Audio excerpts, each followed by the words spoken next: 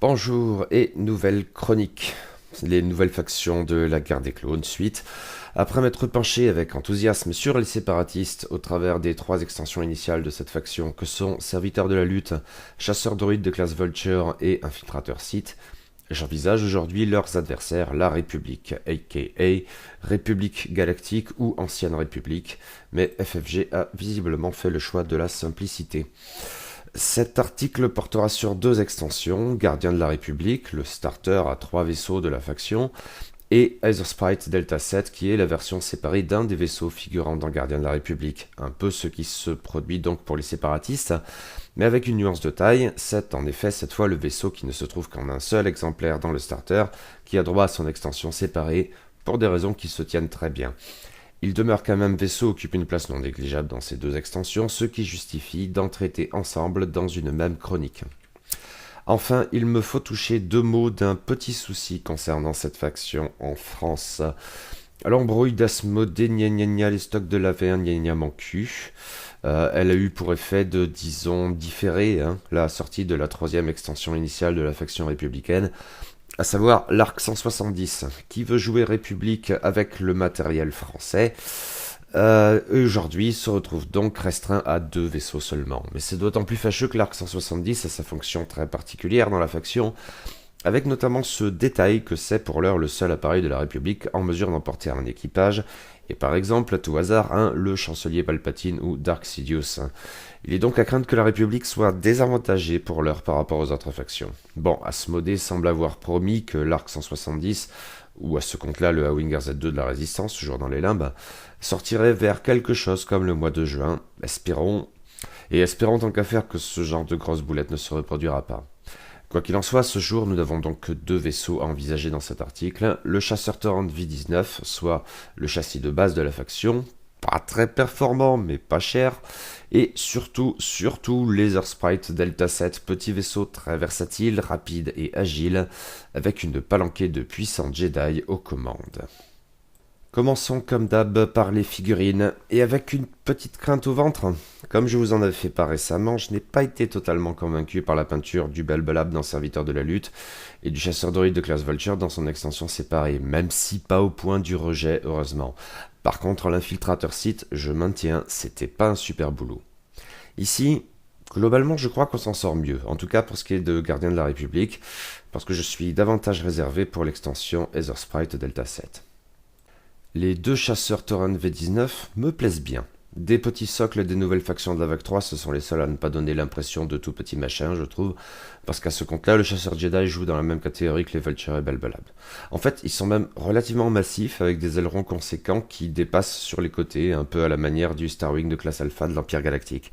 Lasersprite à côté est assez petit, un peu dans l'ordre de grandeur d'un A-Wing, mais un peu plus étroit. Mais oui, pour ce qui est des Torrents, la sculpture est bien et la peinture plus qu'honnête, avec quelques manies bienvenues. Oui, ils me plaisent bien. Lasersprite de l'extension Gardien de la République aussi, qui arbore une peinture rouge et blanche conventionnelle du plus bel effet dans une armée authentique, qui doit avoir une certaine uniformisation. Des caractéristiques surtout associées à l'Empire Galactique et au Premier Ordre jusqu'à présent. Ce schéma de peinture est le plus passe-partout, mais c'est éventuellement celui d'Obi-Wan Kenobi. En fait, les différents Jedi ont souvent des peintures qui leur sont propres, et l'extension Aethersprite Delta 7 en fait aussitôt la démonstration, avec un vaisseau clairement aux couleurs d'Anakin Skywalker.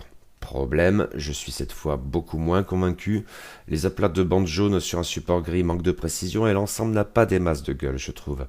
Oui, je préfère le modèle plus conventionnel de Gardien de la République qui me paraît davantage léché, même avec un astromech unicolore, rouge, celui d'Anakin est argenté. J'émets donc un bémol concernant le chasseur d'Anakin, mais l'extension Gardien de la République me satisfait pleinement, je suis davantage convaincu que pour les séparatistes donc. Le rôle de socle de base du chasseur Torrent V19 m'incite à l'envisager en premier. Maintenant, on ne va pas se mentir, ce châssis emblématique des clones, ce qui ressort de son style de jeu, est tout de même beaucoup moins excitant que Lasersprite Delta 7, et il est aussi un peu palichon au regard de ses antagonistes, notamment séparatistes. Aussi parce qu'il n'apporte qu'assez peu de nouveaux éléments de jeu, là où les droïdes capitalistes ont plein de trucs bizarres et spécifiques pour faire mumuse. Il y a sans doute moyen d'en tirer des choses intéressantes en se creusant un peu la tête, cela dit. Le Torrent, comme le Vulture chez les séparatistes et peu ou prou pour les mêmes raisons, a des statistiques qui ne font pas exactement rêver, et c'est parfaitement dans l'ordre des choses. En l'espèce, nous avons donc 2 dés rouges dans l'arc avant, 2 dés verts en défense et 5 points de coque. Ce qui est plutôt naze, encore que le niveau de coque soit relativement élevé, ce qui devrait rendre le torrent moins susceptible de dégager en un seul coup que le très fragile Vulture. Mais en contrepartie, ce dernier est moins cher, voire beaucoup moins, et c'était bien l'idée. Mais ce n'est peut-être pas avec le chasseur droïde qu'il faut comparer le V19. Sa relative solidité entre guillemets pour un petit châssis évoque au fond bien davantage le chasseur de tête Z95 à F4 qui a 2 points de coque et 2 boucliers. Mais ce petit vaisseau demeure moins cher que le Torrent, de 2 points d'escadron pour le modèle de base chez les rebelles et d'un chez les racailles et scélérats. Chez ces derniers, il dispose d'un slot illégal. Les comparaisons ne sont donc pas très enthousiasmantes, ce n'est probablement pas le meilleur départ pour le chasseur Torrent V19. La barre d'action de ce nouveau vaisseau est assez classique, mais pas inintéressante, cela dit. Nous avons tout d'abord 3 actions blanches de base qui sont concentration, évasion et acquisition de cibles. Mais la dernière option est plus inattendue, une action liée enchaînant un tonneau blanc et une évasion rouge. Elle me paraît très intéressante pour un vaisseau de ce type, en lui offrant une petite option de repositionnement couplée avec une action défensive, ce qui est toujours utile pour un vaisseau qui, 5 points de coque ou pas, demeure relativement fragile et n'est pas des plus agiles. Or, il faudra faire attention avec cette action rouge car le cadran de manœuvre du Torrent est vraiment pas top, ce qui confirme que ce vaisseau ne se bat pas exactement sur le terrain des chasseurs taille ou des Vultures. Évacuer le stress pourrait s'avérer compliqué. Oh, note au passage, dans la boîte de Gardien de la République, vous trouverez un petit sachet avec 2 roues de manœuvre. C'est que celles figurant sur la plaquette normale de l'extension sont buggées et asymétriques. Il y manque le virage serré à droite à vitesse 2. Par chance, chez FFG, ils s'en sont tout de même rendus compte avant d'envoyer les extensions en boutique. Les bons cadrans de manœuvre sont donc ceux du petit sachet complémentaire. Oups, mais un oups récupéré, alors ça va. Bon, revenons au bon cadran, enfin, bon, façon de parler. Ce dial comprend 17 manœuvres différentes, allant de la vitesse 1 à la vitesse 4. Rien à 5 donc, sans être totalement un veau marin, le Torrent n'est pas un chasseur rapide. 5 de ces manœuvres sont bleues et elles sont assez peu variées, ce qui peut donc poser problème pour évacuer le stress, ou les tout nouveaux marqueurs de contrainte au passage, tout droit à vitesse 1, 2 et 3 et virage sur l'aile à vitesse 1. Il n'y a ensuite que 5 manœuvres blanches, tout droit 4, virage sur l'aile 2 et virage serré 2, c'est peu. En effet, le rouge est davantage présent sur ce cadran puisqu'il affecte 7 manœuvres différentes, et donc le stress peut vite poser problème sur ce vaisseau. 4 manœuvres de base qui sont les virages serrés à vitesse 1 et les virages sur l'aile à la vitesse 3, et 3 manœuvres de retournement qui sont le Coyo Grand 3 et des tonneaux de talons à vitesse 2, pas forcément les plus faciles à caser. Ouais, un cadran plutôt pourri donc. À cet égard, dans le registre des petits vaisseaux idéaux pour des nuées, le Torrent est incomparablement moins agile et rapide qu'à peu près tous ses rivaux.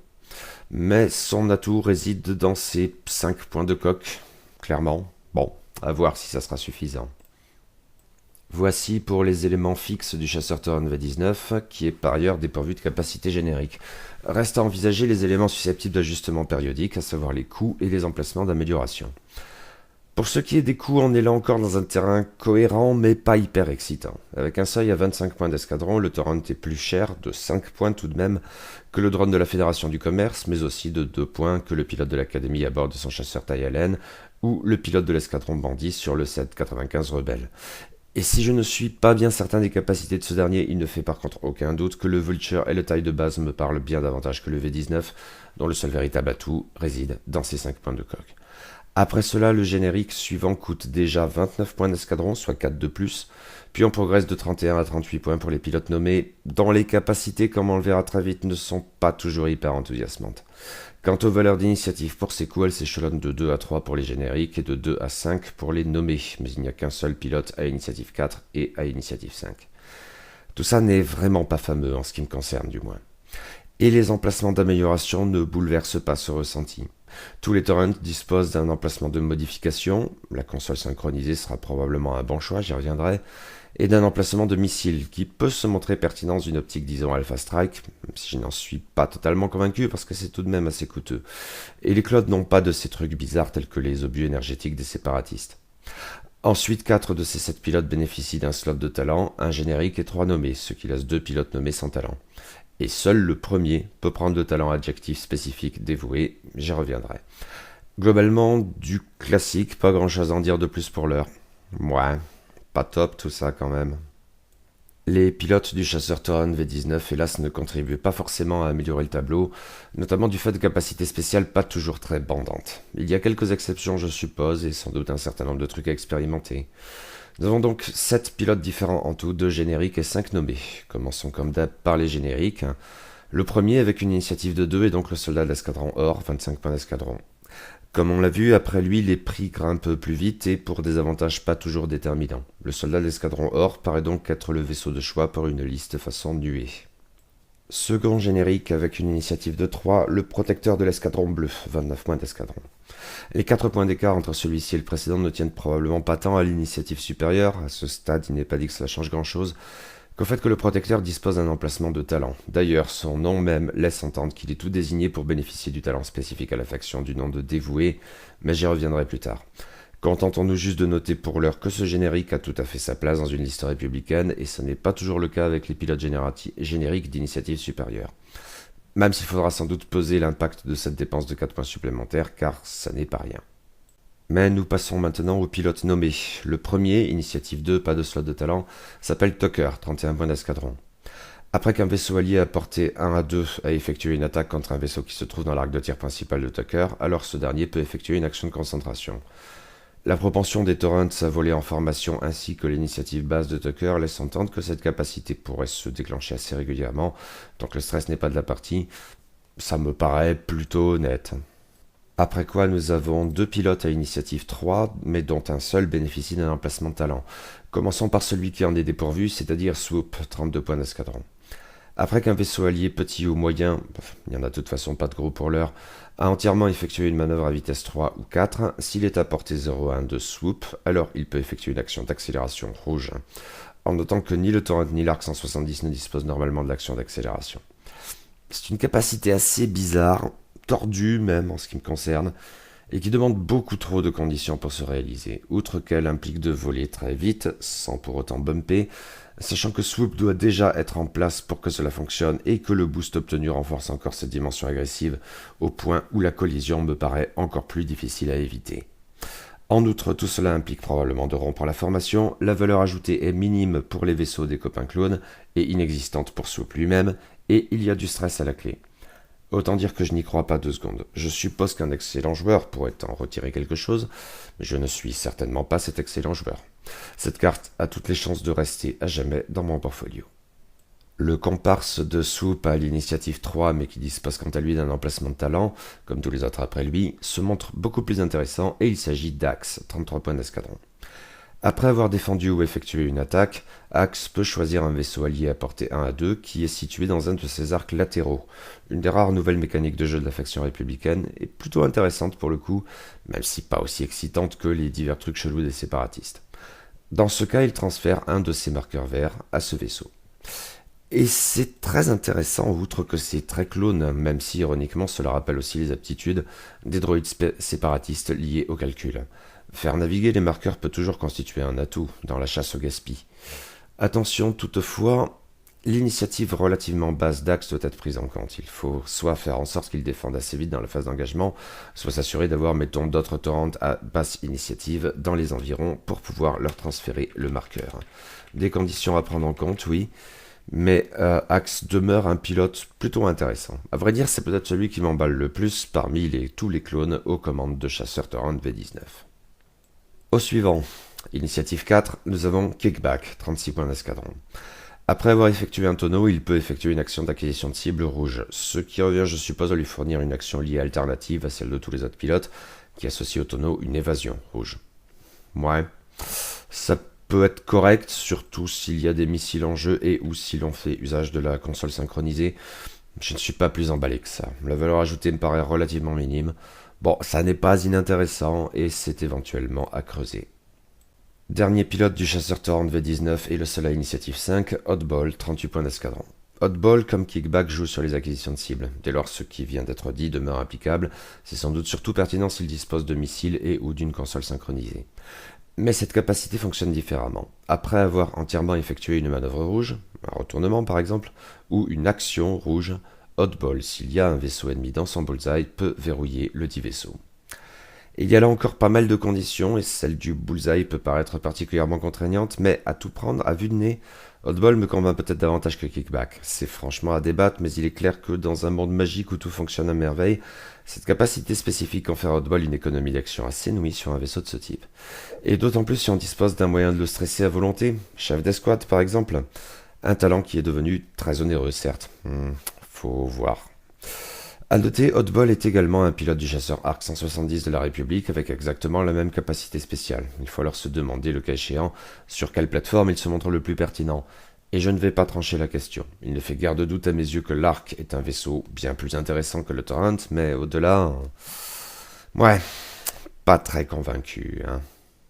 Bon, on ne va pas se mentir, hein. Le vaisseau qui attire l'attention dans cette faction républicaine naissante est incontestablement un Laser Sprite Delta 7, ou comme on le désignera très probablement, le chasseur Jedi.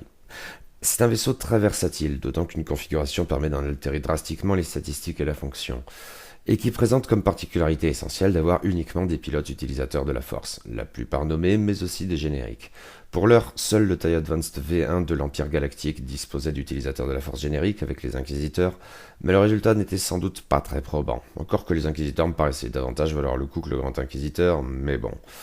Le chasseur Jedi paraît cependant plus prometteur à cet égard car le vaisseau est vraiment conçu pour que des utilisateurs de la Force en tirent le meilleur parti. Et il n'en est que plus intéressant avec des pilotes nommés dotés de capacités spécifiques très puissantes.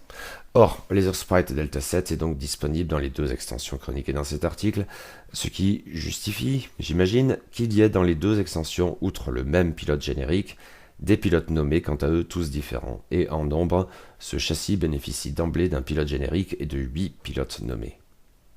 Mais nous reviendrons sur les pilotes plus tard, pour l'heure envisageons le vaisseau tel qu'il est. Et en commençant par ses statistiques, une attaque de 2, une défense de 3, 3 points de coque et un bouclier. Vu comme ça n'est pas forcément foufou. Le chasseur Jedi a une sorte de profil d'intercepteur qui en fait un vaisseau agile, mais relativement fragile. En outre, son attaque de 2, si elle correspond à ce que nous connaissions avec le TIE Advance V1, peut paraître constituer un handicap non négligeable. Cependant, en attaque comme en défense, il faut toujours avoir en tête ce point fondamental, ce vaisseau est forcément piloté par des utilisateurs de la Force, ils ont des capacités particulières que les autres pilotes n'ont pas. Bien sûr, la réserve de force varie avec les pilotes, mais il y en a toujours une.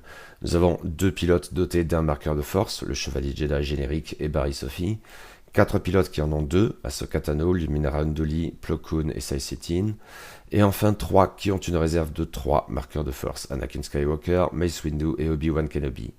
Le temps où Dark Vador, était le seul pilote dans tout le jeu à bénéficier de 3 marqueurs de force, est désormais bien loin, d'autant que du côté des séparatistes, il faut également inclure dans l'équation le Comte Dooku et Dark Maul, tous 2 pilotes de l'infiltrateur Sith. Mais il faut noter une dernière chose à cet égard, l'onéreuse configuration exclusive Delta 7B change radicalement les statistiques de Laser Sprite. Un vaisseau qui en bénéficie gagne 1 point d'attaque et 2 boucliers contre la perte d'un des verts. Nous passons donc de 2-3-3-1 à 3-2-3-3. Autant dire que ce n'est plus du tout le même vaisseau. Le Delta 7B est beaucoup moins un intercepteur pour le coup et bien davantage une brute qui va au contact. En fait, on peut assez légitimement penser à un X-Wing T-65, je suppose. Cependant, cette configuration coûte cher et de plus en plus à mesure que l'on grimpe en initiative. Même pour un parfaitement hypothétique chasseur Jedi à initiative 0, elle coûterait 12 points d'escadron. Après quoi, elle coûte 1 point de plus par point d'initiative. Le Chevalier Jedi et Ahsoka Tano sont pour l'heure les pilotes Laser Sprite dotés d'une initiative de 3 seulement, et la configuration coûte donc déjà 15 points d'escadron pour eux. Pour Anakin Skywalker, le seul à bénéficier d'une initiative maximale de 6, la configuration Delta 7B coûte 18 points d'escadron. Et oui, c'est beaucoup. Est-ce trop ? Je tends à le croire. Maintenant, le gain d'un dé rouge surtout est un avantage non négligeable, c'est certain. Nous verrons bien si ce coût a été correctement fixé ou s'il aura besoin d'une petite réduction lors des prochains ajustements. Passons à la barre d'action qui est très bonne. Elle comprend à la base 5 actions différentes, dont 4 sont blanches, concentration, acquisition de cible, tonneau et accélération, et une est violette, à savoir évasion. Les actions violettes sont une nouveauté de la vague 3 et plus particulièrement du chasseur Jedi, même si, côté amélioration, le chancelier Palpatine Dark Sidious en confère une autre aux républicains comme aux séparatistes, et il en va de même pour le nouveau pouvoir de la force réservé à la République et méditation de bataille, dont je causerai un peu plus loin, mais dont, par la force, des choses, seuls les Laser Sprites peuvent s'équiper pour l'heure. Le principe est simple, il s'agit d'une action que l'on ne peut réaliser qu'à la condition de dépenser un marqueur de force. Pour le chasseur Jedi, cela revient à lui donner une option défensive intéressante, si un peu coûteuse, et il y a sans doute de la plus ou moins combo à faire avec. On remarque que la barre d'action du chasseur Jedi est dépourvue de toute action liée. Cependant, il faut prendre en compte que ce vaisseau dispose d'une capacité générique appelée commande réactive. Après avoir entièrement exécuté une manœuvre, on peut dépenser un marqueur de force pour effectuer une action d'accélération ou de tonneau. Cette capacité, toute chose égale par ailleurs, peut faire penser à celle de l'intercepteur tie-in de l'Empire Galactique, encore que les conditions soient tout à fait différentes. Mais le point commun et le truc à mettre en avant, c'est que le chasseur Jedi dispose donc d'une faculté de double repositionnement qui peut lui être très utile et en rajoute dans le côté as de ses pilotes les plus capés, Anakin Skywalker en tête. C'est là un des atouts majeurs de ce châssis. Il faut enfin noter qu'une amélioration, en l'espèce le pouvoir de la force méditation de bataille, peut encore compléter cette barre d'action en y ajoutant une action de coordination violette. Mais ça, j'y reviendrai en temps et en heure. Restons-en donc pour l'heure au cadran de manœuvre qui est très bon, incomparablement meilleur bien sûr que celui du chasseur Tauren V19. À la base, le dial du chasseur Jedi offre 18 manœuvres différentes, 6 sont bleues, 8 sont blanches et les 4 dernières sont rouges. Elles vont de la vitesse 1 à la vitesse 5 et leur sprite est a priori conçu pour être très rapide. Les 6 manœuvres bleues sont les suivantes, tout droit à vitesse 2 et 3, il n'y a pas de tout droit 1 comme souvent, et virage sur l'aile à vitesse 1 et 2. Pour ce qui est des manœuvres blanches, nous avons tout droit 4 et 5, les virages sur l'aile 3 et les virages serrés à vitesse 1 et 2, il n'y en a pas à vitesse 3. Enfin, les 4 manœuvres rouges sont toutes des manœuvres de retournement, Cueille Grand 4 et 5 et boucle de Segnor 2. Nous avons donc un vaisseau agile, rapide, qui pivote bien, dispose d'options appréciables pour se retourner et devrait évacuer son stress assez facilement. Que demande le peuple ? Eh bien, si le peuple se montre exigeant, il peut encore demander des astromechs, car plusieurs d'entre eux peuvent contribuer à améliorer ce cadran. L'astromech R4, que nous connaissons depuis longtemps, permet de rendre les virages serrés bleus, mais il faut aussi prendre en compte l'astromech R4P réservé à la République et que j'envisagerai plus loin. Voici pour les éléments fixes de Laser Sprite Delta 7, mais il faut encore évoquer ses coûts et ses emplacements d'amélioration. Les coûts sont dans l'ordre des choses, peut-on supposer. Il s'échelonne de 39 points d'escadron, le chevalier Jedi générique, à 60 points d'escadron, Anakin Skywalker naturlich. Il y a un fossé entre lui et le second pilote le plus coûteux qui est Obi-Wan Kenobi à 53 points d'escadron. Pour des initiatives allant de 3 à 6 et des réserves de force allant de 1 à 3. Cette échelle de coût peut comprendre quelques bizarreries qui n'en sont peut-être pas. On peut relever par exemple que Mace Windu, avec ses 3 marqueurs de force, coûte moins cher, voire bien moins cher que Plo Koon et Ahsoka Tano, qui n'en ont que 2. L'initiative de Plo Koon est certes supérieure, mais celle de la Chippie est pourtant inférieure. Mais oui, ces coûts sont dans l'ordre des choses, y compris pour Anakin. Là, c'est à débattre. Mais dans les initiatives les plus basses, on ne manquera pas de relever que si l'on voulait jouer une liste associant 5 chevaliers Jedi, eh bien on pourrait parfaitement le faire. Et il resterait 5 points d'escadron à dépenser. Ça serait probablement une liste viable. Cet utilisateur de la force générique coûte un point de plus que l'inquisiteur sur le TIE Advance V1, mais il en vaut probablement bien plus la peine. De même que les Jedi nommés écrasent pour la plupart les moins onéreux mais surtout bien moins efficaces, 7ème Sœur et Grand Inquisiteur. Quant aux emplacements d'amélioration, ce sont les mêmes pour tous les pilotes. Un slot de configuration bien sûr, et j'y reviendrai tout de suite après. Un slot d'astromech qui a déjà été évoqué, un autre de modification qui est dans l'ordre des choses, et là aussi vous voyez ce qui suit, et bien sûr un emplacement de pouvoir de la force pour chaque pilote. À noter cela a une conséquence proche de celle que j'avais évoquée pour les séparatistes, et notamment en chroniquant l'infiltrateur Sith. Absolument aucun de ces pilotes ne peut bénéficier d'un talent, puisque chacun a à la place un emplacement de pouvoir de la force. Ce qui, honnêtement, n'est probablement pas bien grave, il y a amplement de quoi faire avec le reste. La configuration Delta 7B a déjà été évoquée plus haut, mais une autre est accessible au seul Laser Sprite. Enfin, ce n'est pas tout à fait une configuration, ou plus exactement, c'est à la fois une configuration et une modification, qui impose donc d'y consacrer les 2 emplacements d'amélioration différents, ce qui, sauf erreur, est une première dans le jeu. Il s'agit de la visée laser calibrée, dont le coût varie là encore en fonction de l'initiative, en progressant par palier de 2 points. Sur un Anakin Skywalker, elle coûte donc tout de même 10 points d'escadron, ce qui est éventuellement bien moins que Delta 7B, mais demeure onéreux. Ce ne sont pas là des dépenses à faire sans y réfléchir à 2 fois. Cette amélioration ne modifie en rien les statistiques du chasseur Jedi, mais stipule que, tant que le vaisseau effectue une attaque principale, si le défenseur est dans son bullseye, alors on ajoute un résultat concentration lors du jet d'attaque, résultat qu'il sera éventuellement aisé de convertir ensuite en dégâts, par exemple en dépensant un marqueur de force. Bien sûr, il y a la condition du bullseye, mais les facultés de repositionnement du chasseur Jedi laissent supposer qu'elle se réalisera régulièrement, et ce résultat ajouté est tout de même précieux, surtout pour un vaisseau doté de 2 dés rouges seulement. Car oui, il faut faire un choix, c'est soit Delta 7B, soit visée laser calibrée, ça ne peut pas être les deux à la fois.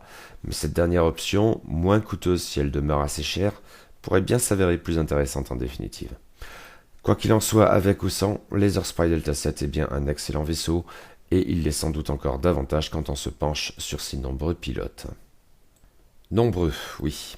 Un générique et 8 nommés, donc. Ce qui est assez inédit pour un vaisseau de ce type, j'ai l'impression. Les seuls vaisseaux à disposer de davantage de pilotes nommés à ce jour sont le X-Wing T-65 Rebelle, le X-Wing T-70 Résistant et le chasseur TIFO du premier ordre, 9 chacun, et en tête le chasseur TLN de l'Empire Galactique, 10 pilotes nommés. Des vaisseaux particulièrement emblématiques, mais dont les capacités de personnalisation apparaissent pourtant quelque peu bridées face à ces 8 utilisateurs de la Force. Je crois que c'est un aspect à prendre en compte. Dans le cas du chasseur Jedi, le pilote peut compter vraiment beaucoup plus que son vaisseau, même si son vaisseau est très bon. Ceci étant, on l'a vu, même le chevalier Jedi générique, 39 points d'escadron à initiative 3, présente un intérêt qui lui est propre et trouvera facilement à s'intégrer dans une liste. Il figure bien sûr dans les deux extensions Gardien de la République et Aetherspray Delta 7. Mais penchons-nous plus en détail sur les pilotes nommés. Leur classement n'est pas évident, on l'a vu, mais j'ai choisi de faire classiquement en fonction de l'initiative. Du coup, on commence seul à initiative 3 avec Ahsoka Tano, 47 points d'escadron, soit bien plus que ses compagnons à initiative 4, mais je tends à croire qu'elle les vaut. Elle est dotée de 2 marqueurs de force, et on la trouve seulement dans l'extension Aetherspray Delta 7. La Chippie a une capacité spéciale très intéressante. Après avoir entièrement exécuté une manœuvre, elle peut choisir un vaisseau allié à portée 0 à 1, qui peut donc être elle-même, et dépenser un marqueur de force pour que ce vaisseau effectue une action même en étant stressé. C'est utile de manière générale et je suppose qu'associé avec son maître Anakin Skywalker, la Padawan Ahsoka serait en mesure de lui faire des choses assez dingues. Mais elle peut ainsi venir en aide à n'importe quel pilote au fond, par exemple une quasi-nuée de torrents avec lesquels elle volerait en formation. Et s'il n'y a personne à porter, elle peut de toute façon en bénéficier elle-même. Pour dire les choses, même si parmi les autres Jedi nous allons voir quelques monstres, Ahsoka me paraît être un des pilotes les plus intéressants sur ce châssis. Son seul vrai défaut est son initiative basse, mais je tends à croire que cela n'a absolument rien de rédhibitoire. Le surcoût relatif d'Ahsoka par rapport aux autres Jedi, dotés d'une initiative relativement basse, voire quelques autres, me paraît donc assez justifié. Nous passons à l'initiative 4 avec Barriss Offee, 43 points d'escadron, qui, attention, est le seul de ces pilotes nommés à n'avoir qu'un seul marqueur de force. On le trouve seulement dans l'extension Aetherspray Delta 7. Il a une capacité spéciale un peu tordue. Tant qu'un vaisseau allié à portée 0 à 2 de Barriss effectue une attaque, si le défenseur est dans son bullseye, il peut dépenser un marqueur de force pour changer un résultat concentration en un résultat dégâts ou un résultat dégâts en un résultat critique. Ouais, j'y crois pas trop. Ça fait tout de même beaucoup de conditions, à moins d'utiliser cette faculté sur Barriss lui-même. Mais dans tous les cas, il faut aussi prendre en compte que le dit Barriss ne dispose que d'un seul marqueur de force. Le résultat est certes assez puissant, mais sa mise en œuvre me paraît au mieux aléatoire. Toujours à l'initiative 4, nous avons ensuite Luminara Unduli, 44 points d'escadron, qui a quant à elle 2 marqueurs de force et se trouve là encore dans l'extension Aetherspray Delta 7. Cependant, ses capacités entrent en résonance avec celles de Barriss Offee car elle en constitue d'une certaine manière le miroir défensif, et probablement un peu plus intéressant en ce qui me concerne. À noter pour plus tard, 2 pilotes de l'Arc 170, Sinker et Jag, entretiennent le même rapport entre eux. Donc, tant qu'un vaisseau allié à portée 0 à 2 défend, s'il n'est pas dans le bullseye de l'attaquant, alors Luminara peut dépenser un marqueur de force pour changer un résultat critique en un résultat dégâts ou un résultat dégâts en résultat concentration. Les conditions pour appliquer cette capacité unique me paraissent plus faciles à remplir que pour Barriss Offee, outre que Luminara dispose d'un marqueur de force supplémentaire. Ce qui la rend plus intéressante à mes yeux. C'est pas foufou, mais ça peut être sympathique. Initiative 4 encore, nous avons ensuite Sae-Setin, au même coup que Luminara, 44 points d'escadron, et avec là encore 2 marqueurs de force. Cette fois, c'est dans Gardien de la République qu'on trouve son pilote. Tant qu'un vaisseau allié à portée 0 à 2 révèle son cadran, et décidément il faut tenir compte du fait que ça s'applique à lui-même, Sae-Setin peut dépenser un marqueur de force pour régler le dit cadran sur une autre manœuvre de même vitesse et de même difficulté. Ces deux conditions ensemble restreignent les possibilités et de manière générale je ne suis pas forcément très fan de ce genre de capacité, tout en reconnaissant qu'elles peuvent se montrer utiles.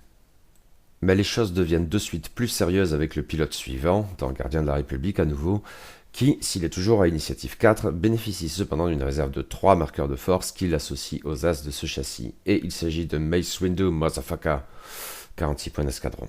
C'est le bourrin du lot qui ne s'embarrasse pas de capacité spéciale tordue. Simplement, après avoir entièrement exécuté une manœuvre rouge, il regagne un marqueur de force. Hop, comme ça. Et pour mémoire, nous sommes ici avec des Jedi de la République. Ils ne peuvent pas faire appel à N, pouvoir de la Force très profitable à leurs adversaires du côté obscur. Pareille option pour récupérer de la Force, surtout pour un Jedi qui dispose de 3 marqueurs, et donc un atout plus qu'appréciable. J'aime beaucoup Mace Windu, dont le seul défaut est une initiative un peu médiocre, qui a cependant sa contrepartie dans un coût très raisonnable. Mace coûte moins cher qu'Anakin Skywalker et Obi-Wan Kenobi, bien sûr, mais aussi que Plo Koon, 5 points d'escadron de moins, et Ahsoka Tano, alors qu'il a davantage de force et une capacité spéciale qui devrait se montrer régulièrement fructueuse. Et si Ahsoka est un choix intéressant, Mace me paraît bien meilleur que tous les autres que nous avons envisagés jusqu'à présent, mais aussi que Plo Koon. En fait, en ce qui me concerne, c'est clairement un des meilleurs pilotes de Laser Spy Delta 7. Mais n'évacuons pas Plo Koon, 51 points d'escadron pour autant, avec lequel nous passons à l'initiative 5, si nous redescendons brièvement à une réserve de 2 marqueurs de force seulement. Lui aussi se trouve dans l'extension Gardien de la République. Si Mace est du genre agressif, Maître Plo Koon est plutôt du genre protecteur. Au début de la phase d'engagement, il peut dépenser une charge de force et choisir un autre vaisseau allié à portée 0 à 2. Dans ce cas, il peut transférer un de ses marqueurs vert à ce vaisseau, ou bien récupérer un de ses marqueurs orange. C'est une option assez intéressante dans un registre un peu soutien-commandement et qui, comme souvent dans cette vague droit, joue sur la navigation des marqueurs. Ceci étant, j'ai un vague problème avec le coût de Plo Koon. 5 points de plus que Mace Windu, rappelons-le, pour une initiative certes supérieure, mais avec un marqueur de force en moins et au fond, pas forcément beaucoup de certitude que cette capacité spéciale paye vraiment. Du coup, je le garde derrière l'oreille, mais des pilotes les plus onéreux du chasseur Jedi, c'est clairement celui qui m'intéresse le moins à vue de nez. D'autant que nous arrivons tranquillement au haut du panier avec maintenant Obi-Wan Kenobi, 53 points d'escadron, toujours à initiative 5 mais de nouveau avec 3 marqueurs de force. C'est le pilote le plus onéreux disponible dans l'extension Gardien de la République. Lui aussi d'une certaine manière joue avec la navigation des marqueurs mais d'une manière différente, probablement davantage fructueuse. En effet, après qu'un vaisseau allié a porté 0 à 2, ce qui l'inclut, a dépensé un marqueur de concentration, il peut dépenser un marqueur de force, et le dit vaisseau gagne alors un marqueur de concentration. C'est donc une de ces capacités qui rend permanent ou peu s'en faut des marqueurs essentiellement temporaires, sur le vaisseau lui-même ou sur un autre, même si dans le cadre d'un tour uniquement. Et comme la force est en jeu, cela revient d'une certaine manière à utiliser un marqueur de force pour l'effet d'un marqueur de concentration, en conservant le précieux marqueur pour autre chose. Très intéressant, d'autant que même sans cela, un Jedi avec 3 marqueurs de force et une initiative de 5, ça ne se refuse pas. Mais il y a un dernier Jedi à évoquer, The Champion, et qui figure forcément dans la seule extension Laser Spy Delta 7, avec la figurine à ses couleurs, et c'est bien sûr Anakin Skywalker, 60 points d'escadron. Il coûte certes 7 points d'escadron de plus qu'Obi-Wan, et ça n'est pas rien, mais outre qu'il dispose lui aussi d'une réserve de 3 marqueurs de force, il est le seul à bénéficier d'une initiative de 6, celle des Super As comme, allez savoir, un certain Dark Vador. En fait, c'est à ce jour le seul pilote des nouvelles factions de la Vague 3 à disposer d'une pareille initiative. Et il a une chouette capacité spéciale. Après avoir entièrement effectué une manœuvre, s'il y a un vaisseau ennemi dans son arc de tir principal à portée 0 à 1, ou dans son bullseye quelle que soit la portée, alors il peut dépenser un marqueur de force pour retirer un marqueur de stress. Dit comme ça n'a peut-être pas l'air grand-chose, mais il faut avoir en tête les possibilités remarquables offertes par ce vaisseau en matière d'économie d'action et de gestion du stress. Anakin est capable de faire les manœuvres les plus folles sans pâtir du stress. Et avec le soutien adéquat, par exemple d'Ahsoka Tano et ou du chancelier Palpatine, ou probablement davantage encore de Dark Sidious, mais là les joueurs français vont donc devoir patienter, il peut en rajouter encore une ou deux bonnes couches. Maintenant, pour en profiter vraiment, il va falloir sacrément bien piloter. À ce compte-là, en dépit de son initiative de 6, Anakin Skywalker n'est peut-être pas le choix le plus évident, toutes choses égales par ailleurs. Si je devais jouer République, je pense que je me précipiterais pas immédiatement sur cette légende et chercherais tout d'abord à mieux appréhender le châssis et ses possibilités avec d'autres pilotes moins chers et probablement plus faciles à piloter, tels Obi-Wan Kenobi, Mace Windu ou encore dans un autre registre, Ahsoka Tano. Et il y a peut-être un autre problème, qui est celui du coût. Je ne suis pas certain que ces 7 points d'escadron de plus par rapport à Maître Obi-Wan se justifient vraiment, a fortiori si l'on prend en compte les configurations. Avec Delta 7B, Anakin Skywalker coûte, sans rien de plus, 78 points d'escadron. Et même en se contentant de la visée laser calibrée, qui est à vrai dire probablement un choix bien plus pertinent le concernant, dans un registre on ne peut plus as, on en arrive quand même à 70 points d'escadron dans les mêmes circonstances. Si l'on est tenté de faire la comparaison avec Dark Vador sur son Tie Advance X1, on constate que le jeune Anakin à poil est moins cher de 5 points, mais là où Vador Ounes s'en tire très bien à poil, avec un système de commande de tir et N si on veut le booster un peu, on arrive alors à 70 points, Le jeune Anakin, lui, voit vite ses points grimper si on veut en user à fond. Et encore, je vous ai épargné pour l'heure les pouvoirs de la force. Une méditation de bataille à 15 points, ça vous dit? Ouais, là il y a sans doute un problème, parce que si le vaisseau qu'est Laser Sprite Delta 7 est probablement meilleur et même bien meilleur que le TIE Advance X1, il n'y a pas photo, côté pilote, Dark Vador est supérieur à Anakin Skywalker. D'où un bilan en fait un peu réservé concernant ce dernier, il est très bon dans l'absolu, mais aussi très cher, et probablement trop cher, surtout si on compte l'habiller un peu. Je n'en ferai donc pas une priorité, sans aller jusqu'à crier qu'il est pourri si certains n'ont pas manqué de le faire. Pourri, je suis convaincu qu'il ne l'est pas, loin de là. Mais oui, pour l'heure, je chercherai davantage du côté de Obi-Wan Kenobi, Mace Windu ou Ahsoka Tano. J'imagine que les joueurs désireux de se lancer dans l'aventure de la République prendront les deux extensions Gardiens de la République et Laser Sprite Delta 7. Cela dit, si l'on veut comparer les deux au regard des pilotes qui s'y trouvent, je dirais que les meilleurs sont assez équitablement répartis. Mace Windu et Obi-Wan Kenobi dans Gardiens de la République, et Ahsoka Tano et Anakin Skywalker dans Laser Sprite Delta 7. Quoi qu'il en soit, avec quelques bémols ici ou là, il apparaît clairement que le chasseur Jedi est un très bon vaisseau, et doté d'une réserve appréciable et diversifiée d'excellents pilotes, avec aussi en réserve d'autres choix moins évidents mais qui appellent à l'expérimentation, et pourraient bien nous, ou me, réserver quelques surprises. Ces deux extensions comprennent bien sûr leur lot d'améliorations, dont certaines spécifiques à la République. Cependant, ici, on est tenté de relever que leurs rivaux séparatistes se montrent autrement plus généreux, aussi bien qu'inventifs. Les améliorations républicaines sont globalement plus classiques et n'introduisent que par la bande des effets ludiques véritablement novateurs. Ce qui n'empêche pas qu'il y a des choses chouettes dans le tas, hein. D'autant que ce sentiment est peut-être un peu hâtif. En effet, il faut prendre en compte pour l'heure l'absence du contenu en la matière de l'arc 170 de la République, incluant des choses comme le chancelier Palpatine Dark Sidious, dont j'avais cependant parlé en chroniquant l'infiltrateur Sith, en envisageant quelque peu son impact sur les Jedi de la République d'ailleurs, qui me paraît donc plus prononcé, bizarrement ou pas, que sur les sites séparatistes, mais aussi l'artilleur de la 7ème flotte, ou artilleur toujours le commandant Claude Cody. Bon, il faudra patienter, hein. Deux de ces améliorations républicaines ont déjà été envisagées dans cet article, les configurations Delta 7B et la configuration modification visée laser calibrée. Elles sont en effet toutes deux spécifiquement réservées aux chasseurs Jedi. Mais 5 autres cartes sont à envisager. Un pouvoir de la force qui, dans les faits, est donc lui aussi réservé pour l'heure à Laser Sprite Delta 7, deux astromechs qui peuvent eux être embarqués aussi bien par l'arc 170 que par le chasseur Jedi, une modification qui peut concerner tous les vaisseaux républicains à vue de nez, et enfin un talent qui en théorie peut intéresser les pilotes de chasseurs Torrent V19 et d'Arc 170, mais en fait seulement ceux d'entre eux qui ne sont pas limités, et c'est une sacrée réserve.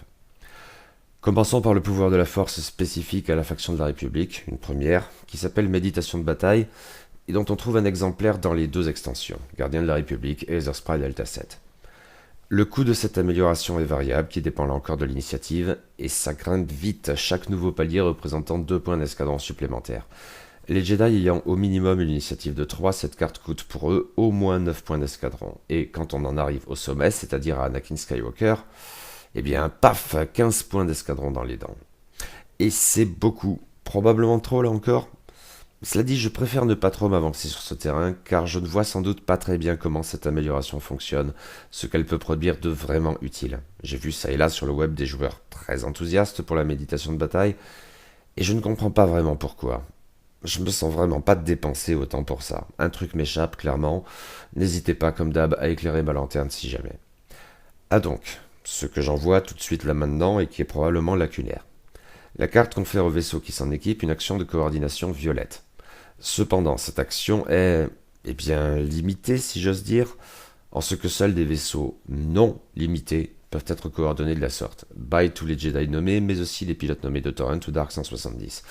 Ce qui me paraît tout de même un bémol non négligeable. Cependant, quand on coordonne de la sorte, on peut coordonner non pas un vaisseau, mais deux, à la condition qu'ils soient du même type, non limité forcément, et qu'ils effectuent tous deux la même action.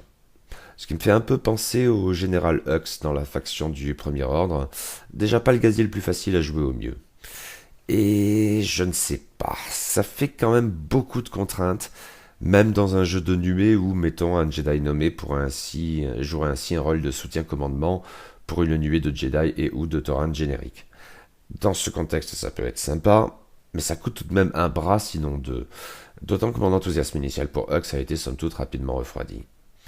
Quelque chose doit m'échapper décidément, d'autant que j'ai vu plusieurs listes dans lesquelles plusieurs vaisseaux, jusqu'à 4, s'en équipaient, pour un coût total du genre à me donner des palpitations. Un effet de chaîne peut-être, semblable à ce qu'on avait pu voir avec Tactique de nuée, sauf erreur. Mais je ne vois pas très bien comment fonctionnerait cette mécanique au juste. Oui, quelque chose doit m'échapper. Alors, ceux qui sachent, n'hésitez pas à me faire sachoir. Passons à des choses un peu moins ésotériques, avec les deux astromechs spécifiquement républicains figurant dans ces extensions, qui intéressent donc aussi bien les Earthsprites que l'Arc 170. Comme souvent, ils sont en fait un astromech non limité et une version limitée basée sur le même type. Mais les effets des deux se montrent en fait assez distincts cette fois, si l'on y regarde de plus près. Celui qui n'est pas limité est l'astromech R4P, 4 points d'escadron, qui figure en un exemplaire dans chacune des deux extensions, Gardien de la République et Etherspy Delta 7. Comme l'astromech R4 à long bond que nous connaissions jusqu'alors et qui s'est montré sacrément utile dans plus d'une liste, les Y-Wing l'aiment bien, le modèle R4P interagit avec la difficulté des manœuvres. Il permet, avant d'exécuter une manœuvre de base, de dépenser une charge, il en a deux, dès lors on diminue la difficulté de cette manœuvre. Ce qui est bien, pour gérer le stress notamment. Mieux que l'astromech R4, je n'en suis pas certain, il y a sans doute là encore quelque chose que je ne vois pas bien. L'atout de ce nouveau, enfin plus ancien en vérité, modèle, réside dans le fait qu'il peut concerner des manœuvres simples, de vitesse 3 à 5. Pour les Earthsprites, je suppose donc que l'utilité primordiale consiste à rendre bleu les manœuvres tout droit à 4 et 5. Ceci, l'astromech R4 ne peut certes pas le faire. Cependant, il coûte 2 points d'escadron de moins, autrement dit 2 fois moins, et n'a pas à s'embarrasser avec des charges. Même si nous verrons plus loin que les charges des astromechs peuvent bénéficier d'une autre amélioration pour le coup, voyez plus loin les caisses de pièces détachées. Mais il doit y avoir un truc qui me manque là encore. La variante limitée de cet astromech répond au joli nom de R4P17, 5 points d'escadron, et on le trouve seulement en un exemplaire dans le Gardien de la République. Son jeu sur la difficulté des manœuvres est différent, qui fonctionne plutôt a posteriori. Après avoir entièrement exécuté une manœuvre rouge, le vaisseau qui emporte ce droïde peut en dépenser une charge, il y en a là aussi 2, pour effectuer une action même en étant stressé.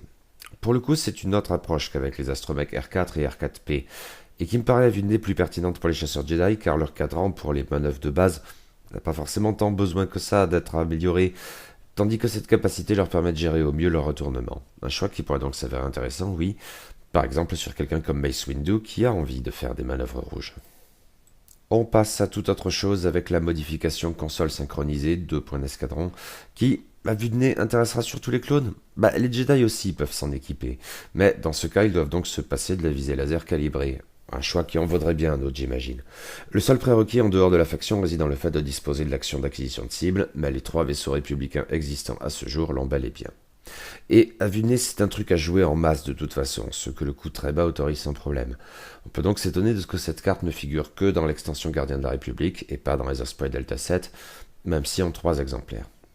Après avoir effectué une attaque, on peut choisir un vaisseau allié à portée 1 ou un vaisseau allié possédant cette même amélioration à portée 1 à 3 cette fois, et dépenser un verrouillage que l'on possédait sur le défenseur. Dans ce cas, le vaisseau allié choisi peut aussitôt verrouiller le défenseur.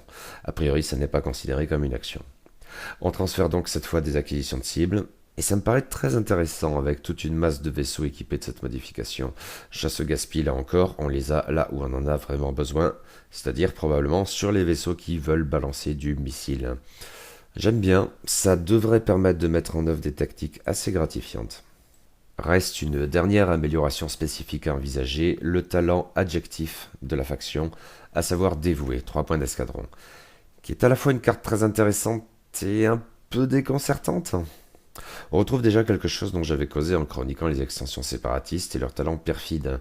Parce qu'il s'agit d'un talent, il ne peut pas être associé à un utilisateur de la force qui a forcément un emplacement de pouvoir de la force à la place, ni à un générique à bas coût, a fortiori un chasseur droïde, ce qui limite déjà les options et justifie qu'on ne trouve cette carte en 2 exemplaires que dans l'extension Gardien de la République. Mais il y a plus, et c'est ce qui me laisse un peu perplexe. Une première là encore dans ce registre, ce talent ne peut bénéficier qu'à des pilotes non limités. Et là on restreint encore plus les choix. On a plus vite fait de dire quels sont à l'heure actuelle les pilotes qui sont en mesure de s'en équiper. Dans les 2 extensions chroniquées dans cet article, eh bien il n'y en a qu'un seul, et c'est le protecteur de l'escadron bleu, pilote de chasseur Tauren V19. Quand l'Arc 170 sera rendu disponible aux joueurs français, il faudra y ajouter un seul autre pilote, à savoir le vétéran de l'escadron 7. C'est peu quand même, surtout au regard de la mécanique de cette carte qui est typiquement clone. Si on veut jouer avec sans aligner une nuée pour autant, où ça se tiendrait parfaitement, mais ce serait donc une nuée sélective évacuant les pilotes les moins coûteux, il faudra donc bien réfléchir à tout ça, car on est contraint de faire appel à des grouillots qui ne sont pas totalement les pires grouillots non plus, et les choix sont vite limités.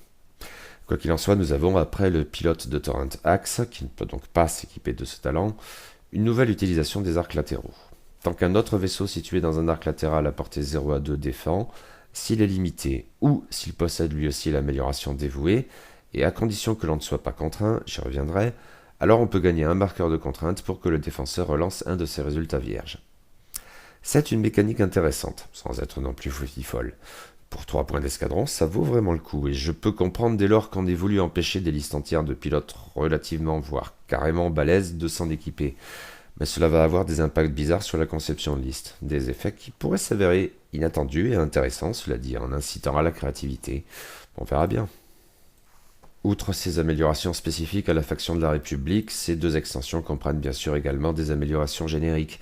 Deux d'entre elles appellent quelques développements car elles sont inédites. Enfin, plus ou moins dans le cadre du pouvoir de la force as de la manœuvre, 2 points d'escadron, car s'il est bien apparu lors de cette vague 3, j'avais déjà eu l'occasion d'en causer en chroniquant l'infiltrateur Sith, gros machin qui n'est probablement pas le plus à même d'en bénéficier, alors que les chasseurs Jedi, oui, et ce n'est pas pour rien que l'un d'entre eux figure sur l'illustration.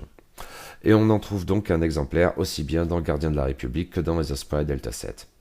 Tant que l'on défend, si l'on n'est pas dans le bullseye de l'attaquant, alors on peut dépenser un marqueur de force pour changer 2 résultats concentration en résultat évasion, ce qui revient à multiplier par 2 l'effet normal d'une dépense de force en défense. Ça n'est pas dinguement génial, certainement pas, mais les chasseurs Jedi peuvent sans doute en tirer profit avec leurs 3D verts de base. En outre, c'est un pouvoir de la force à très bas coût et il n'y a pas 36 000 options pertinentes pour les Jedi qui n'ont pas accès au côté obscur et donc à N. Pas un premier choix, non, je suppose, mais un bouche-trou qui peut avoir son intérêt et peut-être en définitive un peu plus que ça.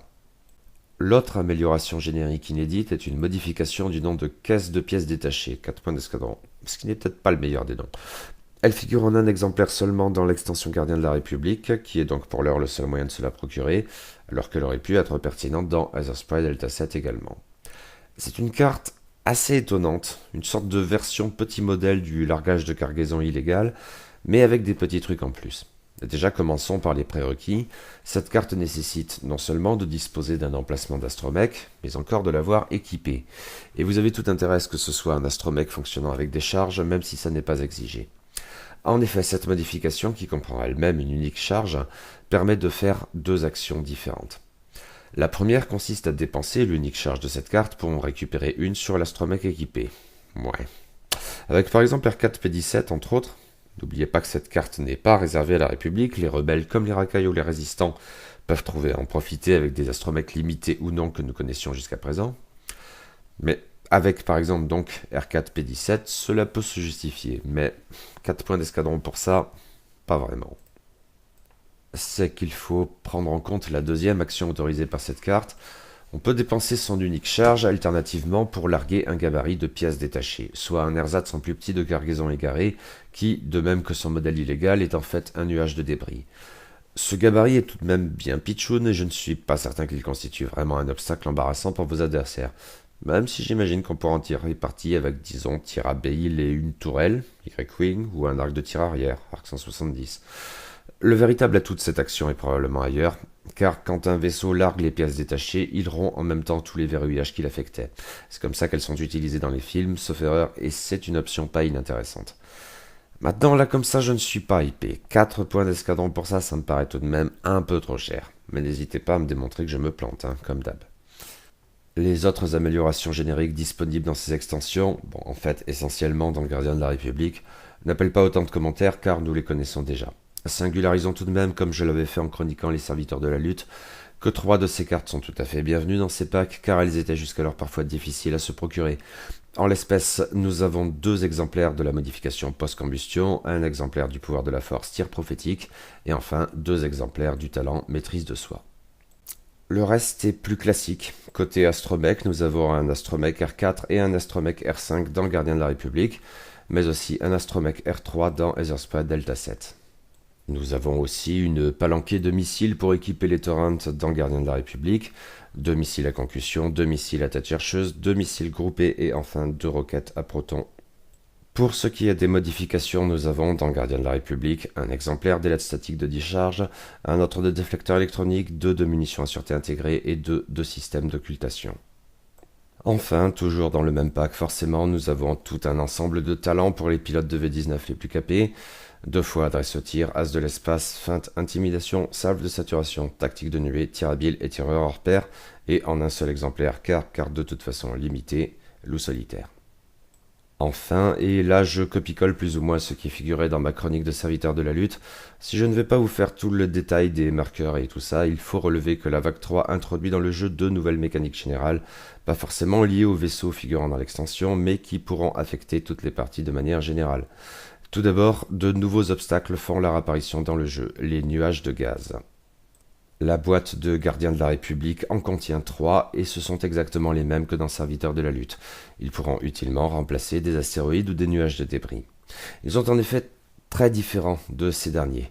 D'une part, lorsqu'un vaisseau se déplace à travers un nuage de gaz ou en chevauche un, il saute l'étape effectuer une action.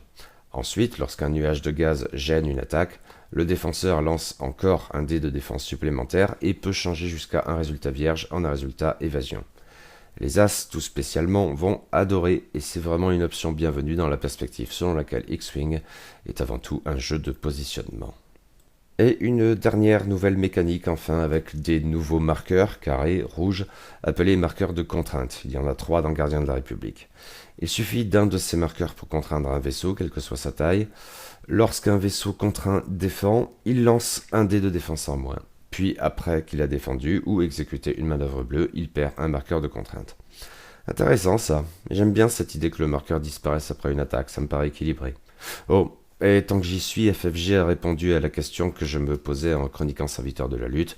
Une manœuvre bleue, le cas échéant, fait bien perdre en même temps un marqueur de stress et un marqueur de contrainte. Là encore, ce nouveau type de marqueur n'est pas forcément lié au vaisseau, pilote ou amélioration contenue dans ces extensions. Sauf erreur, seul le talent dévoué y joue avec ces nouveaux marqueurs. C'est déjà ça à noter. Bilan, encore un peu en demi-teinte, je crois, parce qu'il faut bien le reconnaître, pour l'heure, la star, c'est les Osprey Delta 7. C'est un très bon vaisseau avec de très bons pilotes. Pourtant, je ne suis peut-être pas aussi séduit qu'ont pu l'être nombre d'autres joueurs, et je suppose que c'est parce que ce vaisseau, comme à vrai dire cette faction, tout de même quelque chose qui tend encore à mes yeux vers l'Alliance Rebelle, bizarrement ou pas, et c'est là une faction que je n'ai jamais su appréhender. En ira-t-il autrement pour la République? Eh bien, je l'espère. En même temps, je suppose que si je dois la jouer, ça ne sera pas tout de suite. Parce que les séparatistes m'excitent beaucoup plus avec leurs possibilités inédites. Mais aussi pour 2 autres raisons qui tiennent à la seule faction républicaine et à ce statut de star du chasseur Jedi. D'une part, parce que France et Asmodée France, l'absence de l'Arc 170 ne m'incite pas vraiment à créer des listes sur la base seulement de ces seuls petits socles, codement ou pas. D'autre part, parce que si le chasseur Jedi est très cool, le chasseur Torrent V19 est tout de même beaucoup moins stimulant. Bon, je suppose qu'il a ses atouts, et la perspective d'une nuée ou peu s'en faut sur la base de vaisseaux ayant 5 points de coque pourrait être intéressante, mais tout le reste du vaisseau en lui-même ou des clones qui le pilotent me laisse au mieux froid. Et une faction serait vite lassante si l'on ne pouvait vraiment s'impliquer que sur un seul modèle de vaisseau, même avec le côté très personnalisé des divers chasseurs Jedi. Or, pour l'heure, quand je suis supposé lire République, je lis en fait Aether Sprite. Et c'est un problème, je crois. From here to eternity. Ouais, merci au camarade Clément Bourgoin, parce que franchement, Giorgio en Jedi, c'était la seule vraie justification, pas du tout gratuite à cette chronique, hein? Hein?